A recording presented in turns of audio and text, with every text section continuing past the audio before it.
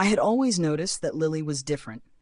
With wild, untamed hair and a curious spark in her eyes, she stood out in a way that most people didn't understand. I could see it, the way others whispered about her, the way they looked at her like she didn't quite belong. And maybe for a long time, she felt that way too. Then came the hardest time in her life.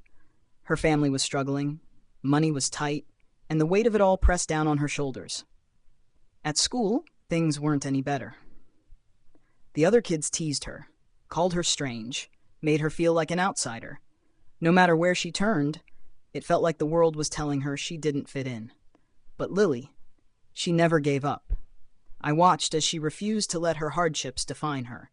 Instead of breaking under the pressure, she thought outside the box, using her unique way of seeing the world to make things better. She found clever ways to help her family save money, turning scraps into treasures, finding solutions no one else had considered.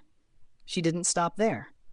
At school, instead of hiding from the teasing, she turned her pain into purpose, organizing a charity event to help those in need.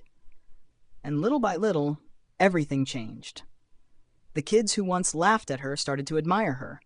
She made friends who saw her for who she truly was. The struggles she once faced became stepping stones, lifting her higher instead of holding her back. And that's when I realized something. Being different wasn't a curse. It was her superpower. And by embracing it, she didn't just survive. She thrived. She solved every problem that came her way, not by being like everyone else, but by being Lily.